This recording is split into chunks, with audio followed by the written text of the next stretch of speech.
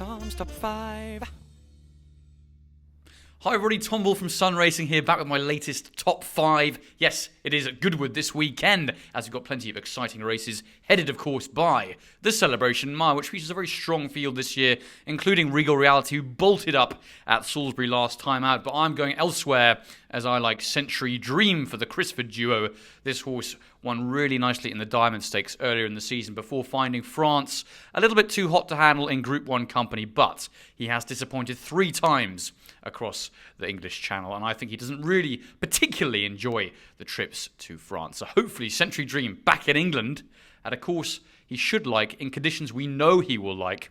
Plenty may not like the good to soft ground. Should be able to win the Celebration Mile and give the Crisfords another Group 2 victory. He's my first pick. Second up, I think Cabaletta will be very difficult to beat in the March Stakes. Only 4 runners have come to post for this one. It is a bit disappointing, but I think she is the one to beat on that wonderful run behind En Bihar in the Lily Langtree last time out. No, she didn't get massively close to her that day, but that one has since gone on to win in very good style in Group 2 company at York last week. That form has been franked. So I think Cabaletta, unexposed over this trip. I know she does get it. She did show that last time. She's got outsped by a better horse on the day. I don't think this ground's going to be too much of an issue for her. She gets weight from her rivals, and that could prove decisive.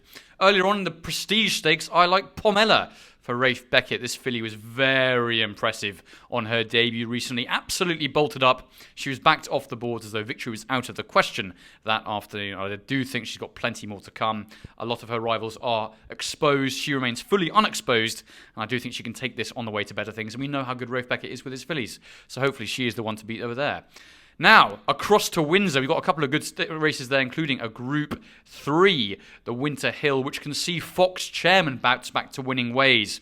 He ran a great race last time out in second. That was a much better performance last time at York behind Aspetar, who was a very impressive winner of the Sky Bet York Stakes. That form is probably good enough if he repeats it to win this race in a slightly easier contest, and I think he is the form horse and he is the one to beat.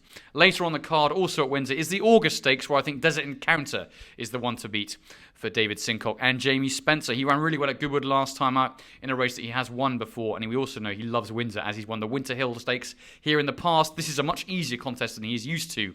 He is the form horse, just like Fox Chairman in the Winter Hill. And I think in the August Stakes, Desert Encounter is the one to beat with that wonderful Jamie Spencer late run likely to come. So for me, they're my top 5. Looking forward to a great weekend's racing, both at Goodwood and Windsor. And best of luck to you all with your bets at home. Tom's Top 5.